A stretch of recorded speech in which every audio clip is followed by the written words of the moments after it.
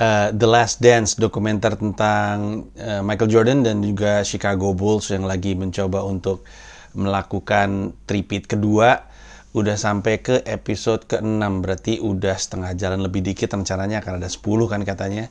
Mari kita bahas apa yang ada di kepala gua tentang film dokumenter tersebut dari episode 1 sampai dengan episode 6.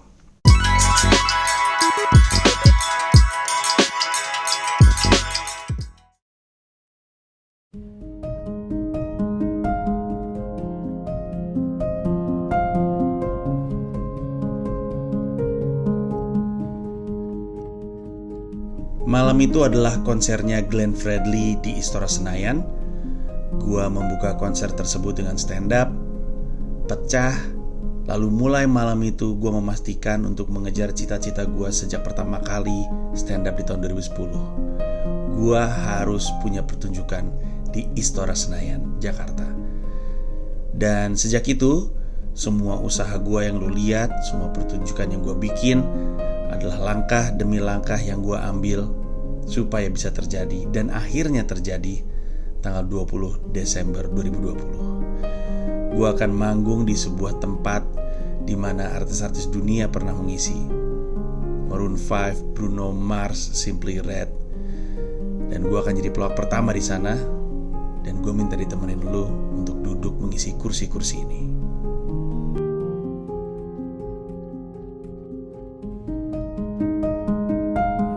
Lu akan duduk di sekitar istora ini. Semua sisi yang lu bisa lihat akan diisi oleh penonton.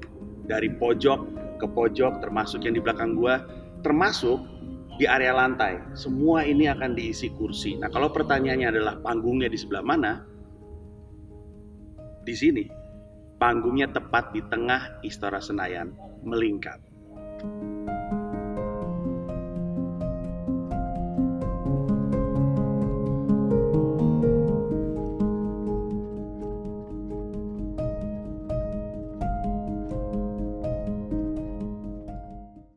Jadi The Last Dance itu fenomenal sekali ya. Hype-nya gede karena ngomongin soal atlet basket yang sampai dengan hari ini masih dikagumi banyak orang, jadi semacam mitos, legenda. Orangnya masih hidup. Dan juga jadi menarik karena ada banyak hal-hal dapur yang dibahas, dan sekarang Michael Jordan agak lebih seneng lakuinnya karena dia udah agak jauh dari permainan tersebut. Jadi mungkin dia nggak ngerasa akan ngeganggu apa-apa. Dia juga udah tua. Orang makin tua makin sembarangan ngomongnya, makin nggak peduli karena mungkin ya gue udah tua juga gitu. Sehingga katanya sekarang dia ada di posisi pertama sebagai film dokumenter yang paling diminati. Nah, gue nonton terus dari episode 1, 2, 3, 4, 5, 6, dan gue selalu nyari momen dimana gue bisa nonton utuh tanpa terganggu. Dan gue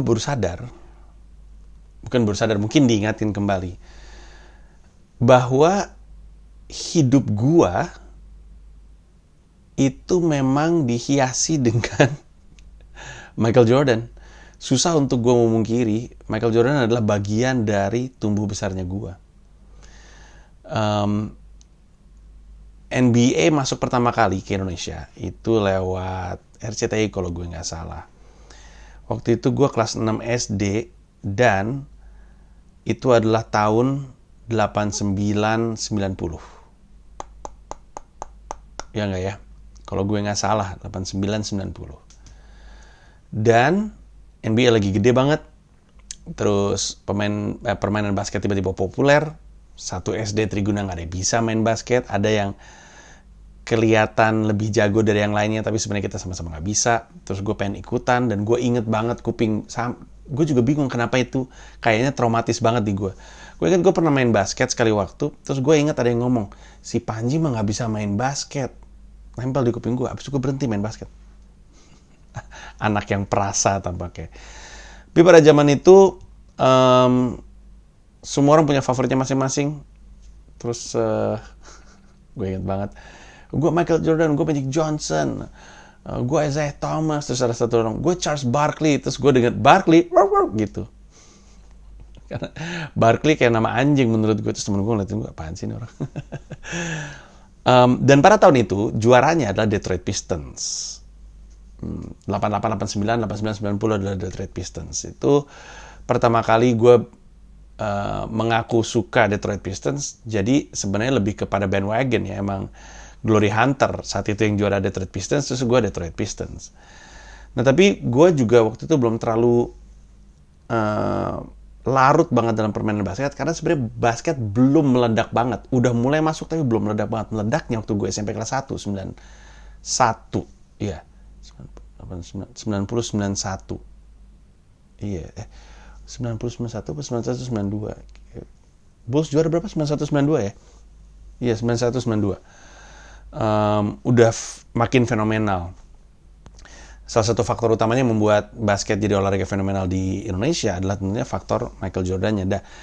Dari pertama kali Jordan masuk final sampai dengan terakhir kali Jordan selesai bermain basket dengan Chicago Bulls, karena dia main lagi sama Washington Wizards kan, gue selalu ada di seberangnya Michael Jordan. Gue selalu anti Michael Jordan, anti status quo. Gue inget persis, dan nonton film dokumenter itu mengingatkan gue kembali. Gue inget waktu 91-92, gue tim Magic Johnson. Walaupun gue sebenarnya sukanya Detroit Pistons ya, tapi ya namanya juga anak SMP ya.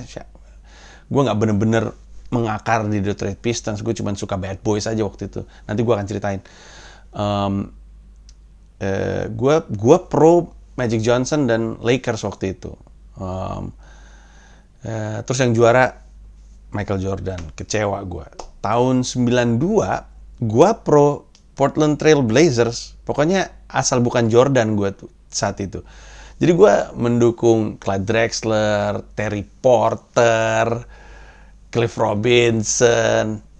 Waktu tahun 93, 94, gue pro Phoenix Suns. Dan gue di antara semua seriesnya Jordan nyampe final, Phoenix Suns itu yang paling gue tonton dan paling mengecewakan, tapi paling juga seru menurut gue, karena gue suka sekali Charles Barkley dari zaman dia masih di Philly. Ini di tangan gue sampai nyari lagi, ini ada koleksi kartu basket gue. Ini sebenarnya jauh lebih sedikit dari yang ini, sebenarnya ada lagi sih di sini. Gue nemu satu kotak gitu, ada ini, terus ada lagi ini.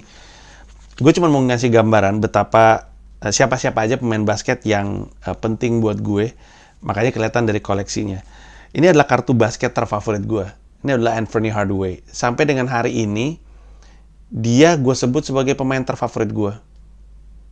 Iya kayaknya, Anthony Hardaway. Prime Anthony Hardaway. Karena Penny Hardaway juga pernah main di Phoenix Suns, terus banyak sih dia. Mana lagi ya? Banyak sih. Tapi yang gue paling suka adalah Anthony Hardaway Prime. Dan ini kartu gue nyolong, gue nyuri. Kapan-kapan gue ceritain. Terus gue punya ini Magic Johnson. Ini berapa harganya sekarang ya? Ini adalah kartu ketika dia dapat MVP All Star. Kartu tahun 90. Kelihatan nggak tuh? Kartu tahun 90. Terus ini lagi Anthony Hardaway lagi. Terus, nah, satu persatu ya. Ini Charles Barkley USA Basketball. Ini favorit gue. Ini ngebahas soal dia dibahas soal reboundnya dia, dan di mana dia di All Star Charlotte dia cuman 35 menit main. Abis itu dia menang All Star, menang MVP All Star gara-gara dapat 22 rebound. The most in the NBA All Star since Wilt Chamberlain tahun 67. Jadi nggak pernah ada lagi. Terus Charles Barkley lagi Phoenix, Charles Barkley lagi, Barkley lagi, Barkley lagi, Barkley lagi, Barkley lagi, Barkley lagi, Barkley lagi, Barkley lagi, Barkley lagi, Barkley lagi. Ini Magic Jordan, ini juga salah satu kartu favorit gue. This is so good. So good. Terus baru Magic Johnson rookie, ini juga keren banget kartunya. Magic Johnson best game. Terus Ini ada Decade of Dominance kalau nggak salah, benar. MJ Decade of Dominance ini kayaknya satu dari sedikit sekali kartu Michael Jordan yang gue punya. Gue juga punya ini nih, Team Leader, kartu basket Flair, ini Michael Jordan juga. Terus ini Magic Johnson, lebih tepatnya kartu Lakers, Dominic Wilkins, Human Highlight Film, Isaiah Thomas, Detroit Pistons, Isaiah Thomas, Dennis Rodman dari Pistons. Dennis Rodman masih di Pistons. Shaquille O'Neal, karena waktu itu gue tim asal bukan Jordan kan, dan waktu di final gue pro mereka, dan karena ada Penny Hardaway. Dan Marley, tim Phoenix yang ada di final juga.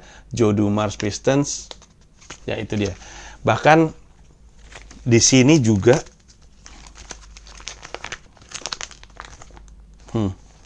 masih ada Barkley lagi.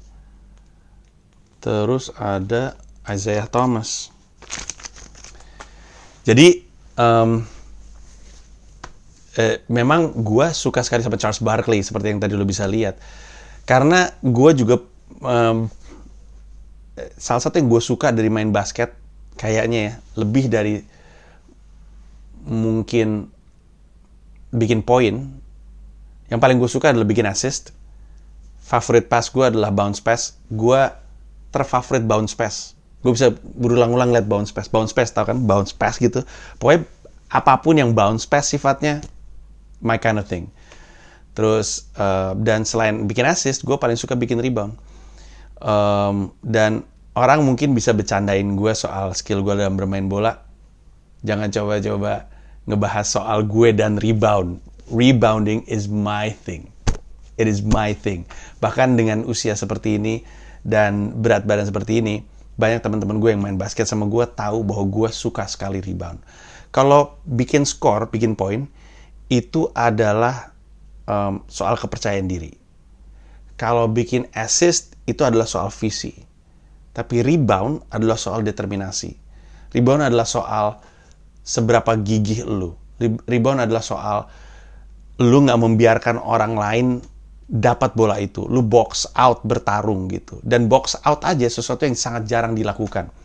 Tidak ada satupun orang yang main basket sama gue terus nggak kena box out sama gue ketika bola lagi membal dari papan atau dari ring. Dan rebound selain masalah kegigihan, masalah determinasi, adalah masalah timing. Masalah ngukur soal ketinggian bola akan seperti apa, dan mengukur lawan lu akan lompat kapan dan lu lompat kapan. Gue sangat-sangat suka rebound, dan karena gue sangat-sangat suka rebound, seperti yang lu lihat, gue juga suka Charles Barkley dan juga Dennis Rodman. Nah, balik lagi ke tadi yang gue bahas, sepanjang hidup gue tuh selalu memposisikan diri di seberangnya Michael Jordan. Bahkan ketika dia pensiun dan dia kembali lagi, gue bahagia dengan dia kembali lagi, karena itu hype-nya. Gue inget gue beli di Pondok Indah Mall 1 kaos Jordan I'm Back di Nike. Gue inget banget, karena bukan karena gue suka Jordannya, just because it's a thing. Itu adalah sesuatu yang hype, dan gue ngerasa nih kayaknya kaos gue harus punya nih, kayaknya ini kaos bakal jadi kaos yang penting. Habis itu hilang lagi kaosnya sekarang. Terus ketika mereka lawan Seattle Supersonics, gue lagi inget deh, waktu pertama kali balik lawannya di final siapa ya? Sonics kayaknya ya. Kayaknya Sonics, terus Utah Jazz. Itu udah nggak terlalu suka gue, karena gue nggak suka Sonics, gue nggak suka Utah Jazz. Gue nggak suka John Stockton dan nggak suka Jeff Hornacek. Nggak banyak yang tahu referensi ini. Ya tapi gitu, jadi gue tuh selalu ada di seberangnya Michael Jordan. Jadi gue kalau ditanya suka Michael Jordan, enggak. Gue bahkan lebih suka kayak dokumenter itu, episode 1 itu tentang Jordan dari SMA, kuliah, terus masuk ke NBA pertama kali jadi pemain baru yang harus ngangkat timnya. Ngomongin soal pelatih-pelatih di awal masanya Michael Jordan. Ngomongin dia dianggap remeh sama banyak pihak karena dia pendek, karena waktu itu adalah NBA yang sangat peduli dengan big man. Bahkan Magic Johnson dan Larry Bird juga, Magic Johnson 6'9", Larry Bird kayaknya 6'8" kalau gue nggak salah. Masih lebih tinggi daripada Michael Jordan yang 6'6". Terus, maksudnya 6 kaki 6 inci ya. Terus episode 2 kayaknya fokusnya ke Scottie Pippen, seingat gue. Dan Jerry Krause, Terus episode 3, 4 itu tentang Detroit Pistons. Jadi, gue suka banget itu. Detroit Pistons tuh adalah tim yang gue rasa main keras bukan hanya karena mereka menjadikan itu adalah bagian dari permainan mereka, tapi itu bagian dari mereka bermain mental. Karena kalau lu mikirin lu gak mikirin permainan lu. Dan itu waktu itu adalah tim Detroit Pistons Bad Boys itu. Isaiah Thomas, Joe Dumars, Bill Laimbeer, Dennis Rodman, mungkin Rick Mahorn. Gue lupa tuh siapa empatnya waktu itu ya. Tapi ya 4 nama tadi itu yang paling dominan sih. Itu orang banyak nginget sama permainan busuknya, maksudnya permainan kasarnya, tapi secara tim mereka tim yang bagus. Nggak ada tim bisa jadi juara dua musim berturut-turut cuman karena main kasar. Mereka mainnya bagus. Bahkan untuk mengkonfirmasi omongan gue, Chuck Daly pelatihnya mereka adalah pelatihnya Dream Team. Dibahas juga di film dokumenter itu, kayaknya di episode 5 ya kalau nggak salah. Itu untuk menggambarkan gitu, Chuck Daly itu pelatihnya Detroit Pistons dan Dream Team dilatih sama dia, untuk menggambarkan betapa Detroit Pistons tuh bukan hanya sekedar tim yang main keras, tapi tim yang mainnya brilian juga gitu. Dan di episode 5 akhirnya Jordan juga ngomong kan, setelah di episode 4 kalau nggak salah, pernyataannya Jordan sempat bikin rame karena ketidaksukannya dia sama Bad Boys dan Detroit Pistons dan Isaiah Thomas. Di episode kelima dibuka dengan soal apakah benar gara-gara dia Isaiah Thomas gak masuk. Tapi di situ dia bilang, menurut gue point guard terbaik dalam sejarah adalah Magic Johnson, nomor 2 di bawahnya persis itu adalah Isaiah Thomas gitu. Dan emang Isaiah Thomas brilian banget. Sebelum ada Allen Iverson, sebelum ada Derrick Rose, little man yang dominan Isaiah Thomas, men. Berapa dia? 6'1 kalau gue nggak salah. 6'1, 6'2, 6'1 kalau nggak salah si Isaiah Thomas tuh. Kecil tapi brilian. Dan bukan kecil Muggsy Bogues ya. Maksudnya tetap little man gitu. Terus ya itu. Jadi gue selalu anti status quo. Bahkan yang gue lebih suka dari Jordan itu bukan MJ-nya tapi dari AJ-nya. Makanya gue suka banget episode kelima ketika ngebahas banyak tentang Air Jordan. Gue tuh selalu ngerasa bahwa Michael Jordan tuh luar biasa. Itu oke lah, itu oke. Kita semua mengakui itu. Tapi yang juga lebih luar biasa lagi, karena gue ngeliat dari sudut pandang bisnis dan sudut pandang marketing, Air Jordan tuh produk yang dari sisi marketing, kita nggak ngomongin sepatu deh ya, kita ngomongin produk marketing deh. Air Jordan tuh gue cari-cari di YouTube, podcast segala macam, bacaan. Gue punya banyak. Mana nih? Mana. Gue punya banyak.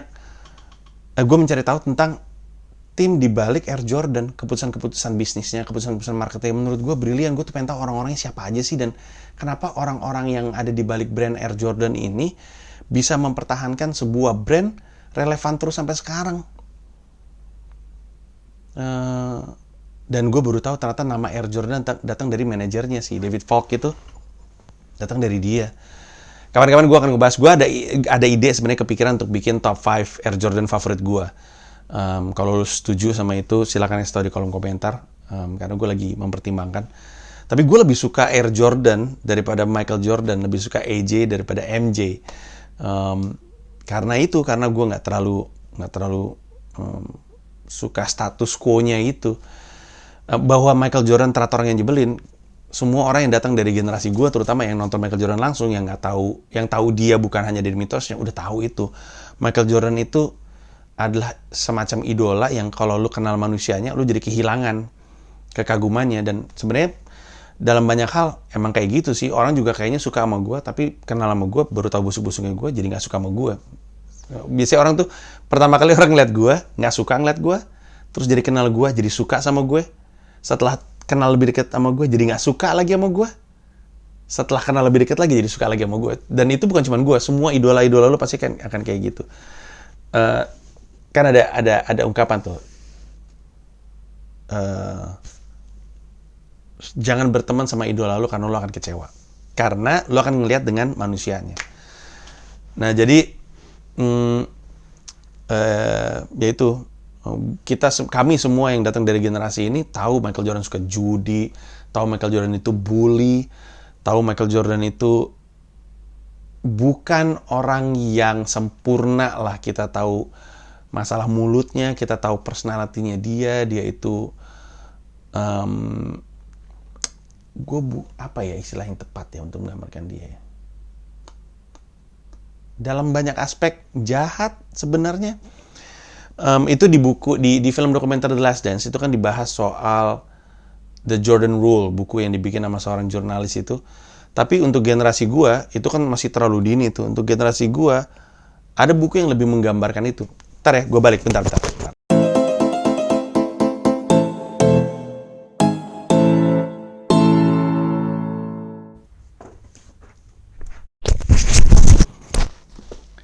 Gue nggak nemu buku yang gue cari sebenarnya, buku yang ngomongin soal busuk-busuknya Jordan, tapi gue nemu 2 buku ini di perpustakaan gue. Ini buku bagus banget. Ini sebenarnya buku tentang sepatu sih. Ini keluar kalau nggak salah waktu Jordan ngeluarin Air Jordan 20. Terus buku ini keluar. Buku ini banyak ngomongin soal Jordan sih, tentang sepatunya juga banyak banget. Terus gue lupa juga gue dapat buku ini dari mana ya. Sama ini, Bull on Parade, graphic novel, jadi kayak komik gitu. Bagus deh. Tapi intinya bahwa Jordan tuh orangnya seperti itu hanya kejutan untuk anak generasi sekarang, yang anak generasi LeBron, bahkan mungkin anak generasi Kobe pasti tahu, anak generasi LeBron, generasi Kyrie Irving, Paul George, Steph Curry, anak-anak generasi ini akan terkejut ngelihat Jordan di film itu, kecuali yang suka baca. Tapi kita udah tahu itu dari lama gitu. Bagaimanapun, gue tuh banyak mempelajari hal-hal yang menarik dari Jordan. Dan salah satu yang paling menarik dan kelihatan sekali dari film dokumenter ini, dari hari pertama sampai dengan terakhir kali dia ngerjain dokumenter itu, satu hal yang paling bagus dari Jordan di luar basketnya adalah komunikasi medianya. Itu orang tahu persis apa yang mesti dikatakan dalam kondisi yang sulit. Ketika pertanyaan sulit dilemparkan kepada dia, baik itu tentang hubungannya Scottie Pippen dengan Jerry Krause, hubungan dia sendiri dengan Jerry Krause, baik itu tentang dia dan judi, baik itu tentang masalah-masalah yang ada dalam hidupnya, dia itu selalu pakai kata yang tepat untuk ngomong. Itu orang hadir di saat yang tepat untuk NBA. Sedikit banyak Michael Jordan jadi kayak juru bicara gitu untuk NBA pada saat itu. Mannerismnya, cara dia ngomong, ini orang pinter banget ngomong sama media. Karena nggak semua orang tahu caranya ngomong sama media loh. Tapi ini orang pinter banget dan nggak longgar sedikit pun skrupnya. Nggak longgar sedikit pun di depan media. Gila itu.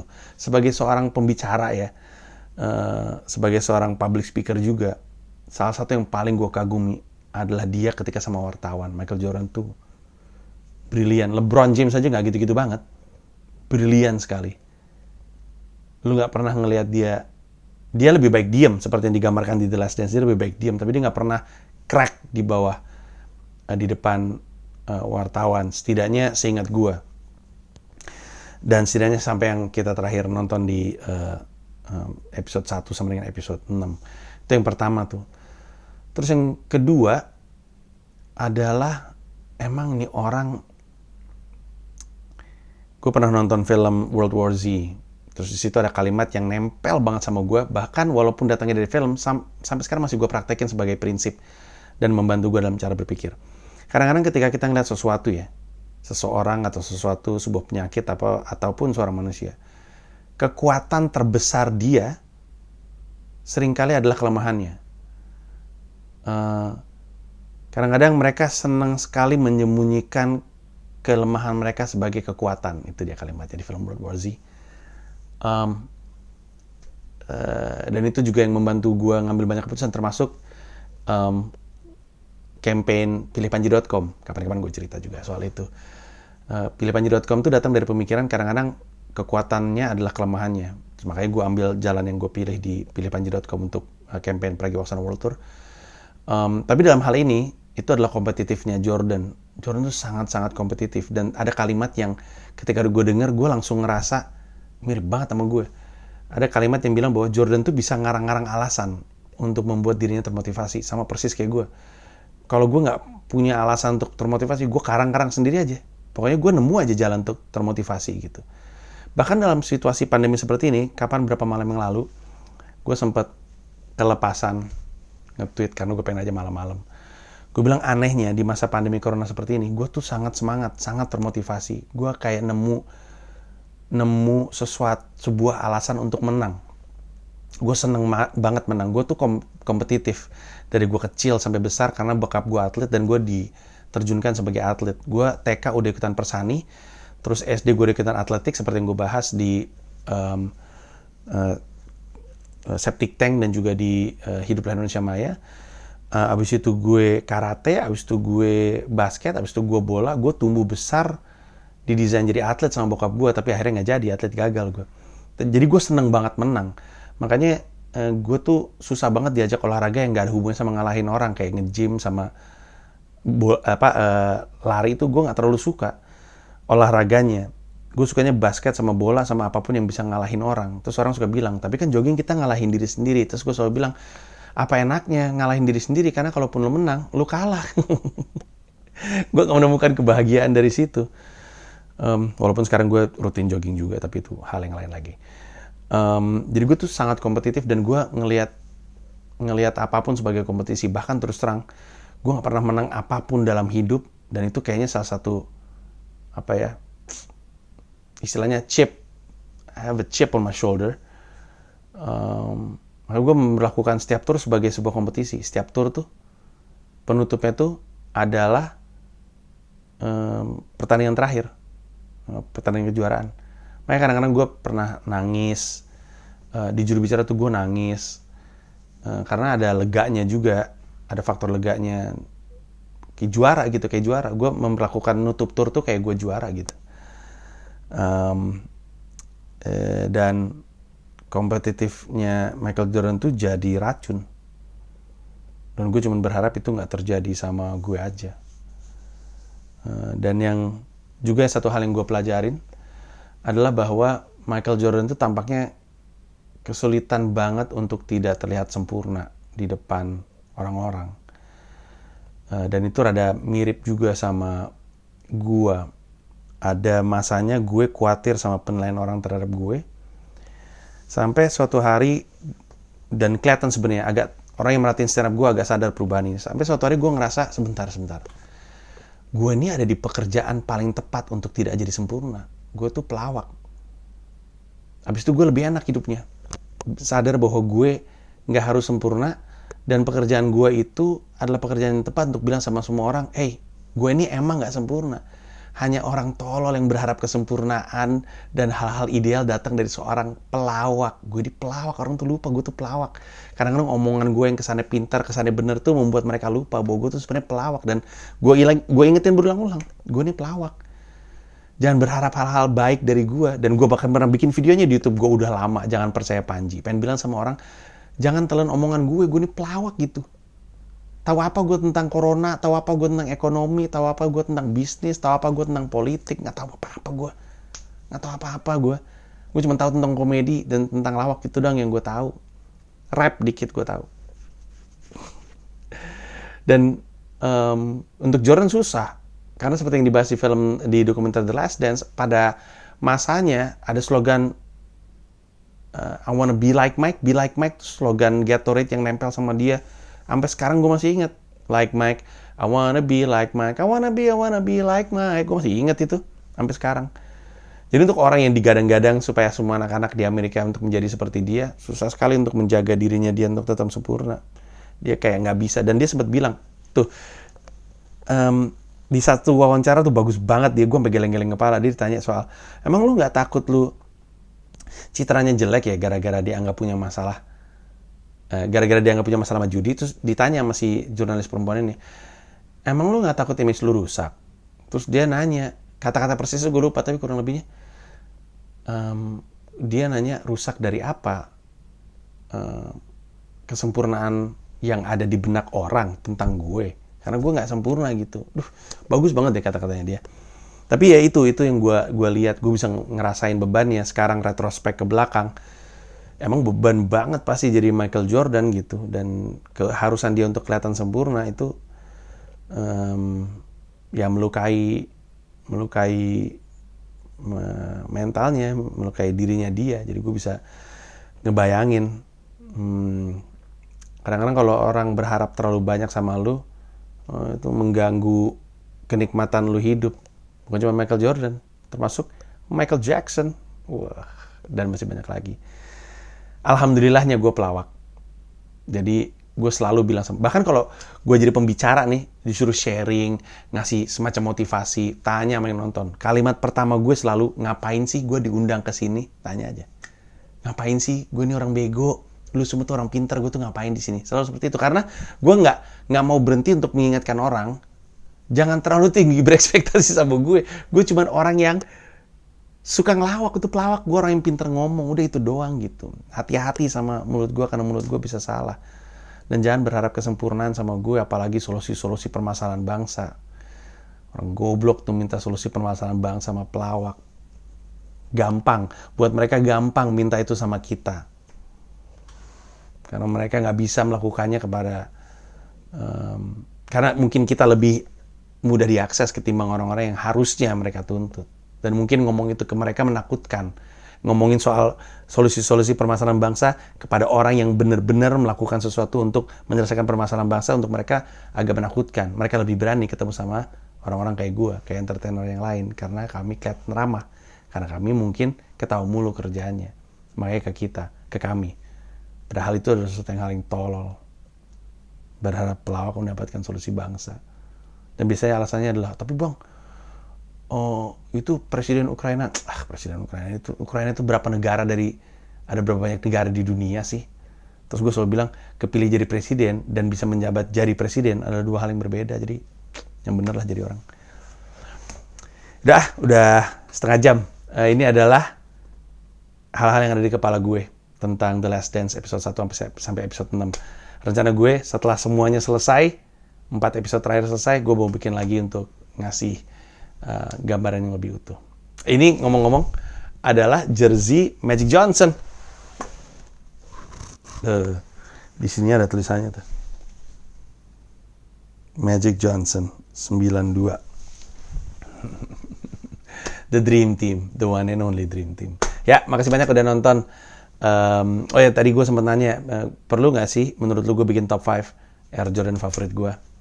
Kalau lu setuju kasih tahu, kalau lu punya ide lain kasih tahu juga. Makasih banyak, Gox.